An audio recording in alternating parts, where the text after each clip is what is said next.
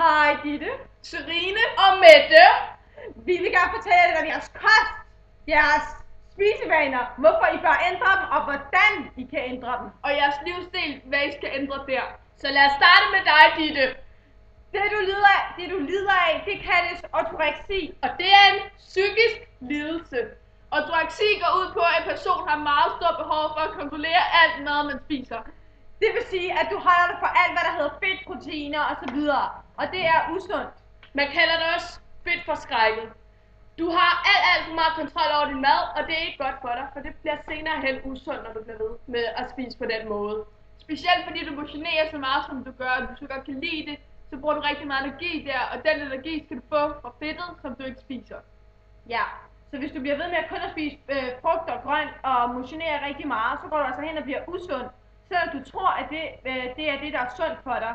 Og det er det, vi ligesom skal hjælpe, det er det, vi skal hjælpe dig med at tro om igen. For du skal begynde at spise kød og fedt, for det går simpelthen ikke, du kun lever af frugt og grønt. Nemlig. Vi siger det her, fordi vi gerne vil hjælpe dig, og du skal ikke være forskrækket af noget. Så. Men du har brug for fedtet, specielt fordi du er en kvinde. Men vi håber du tager det til dig. Så nu vil vi gerne gå videre til Serine.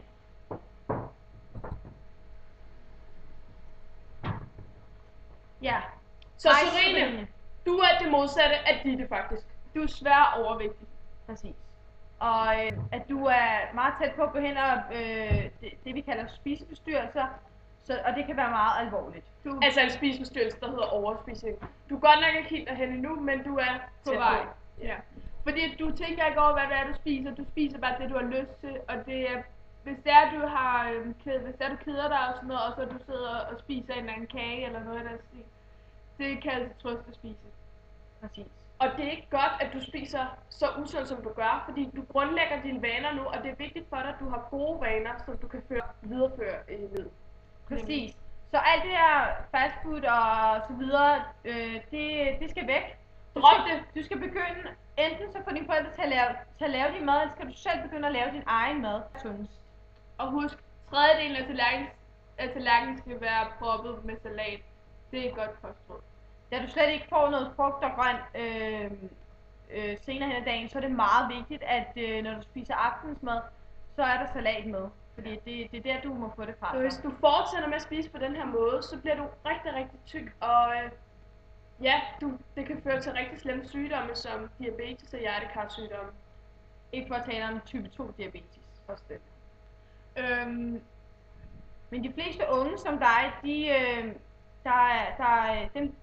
den sygdom, de lider af, det er diabetes, bare den normale. Men den kan udvikle sig til type 2 diabetes, som så kan udvikle sig til endnu værre. Så vi vil bare gerne råde dig til at lave om på dine kostvaner nu, fordi det er faktisk nemmest for dig at gøre det nu, end at du gør det senere hen i livet, hvor det bliver meget sværere for dig, fordi du ligesom har vendet dig til det her. Ja, præcis. Lav om på det nu. Du har chancen. Og husk, 600 gram frugt og grønt om dagen, det er det, vi anbefaler os specialister. Og det har du også brug for til at kunne klare skolen. Du har brug for energien til at du kan få noget ordentlig indlæring. Præcis. Når du taler om, at du ikke synes at motion, du ikke gør sådan noget sport, du synes det er sjovt, så er det fordi, du rent faktisk ikke har energien til det. Du bliver meget hurtigt træt. Du kan ikke løbe op ad en fodboldbane og så tilbage igen, fordi at du ligesom ikke har den energi, du har brug for til det. Og det er altså ikke så godt, for det er rigtig, rigtig vigtigt for dig at dyrke motion, og vi anbefaler en time motion om dagen. Nemlig. Men vi håber, I tager vores råd til jer. Og at I får ændret jeres spisevaner. Så hej. Tak fordi I lyttede med, og tak for i dag.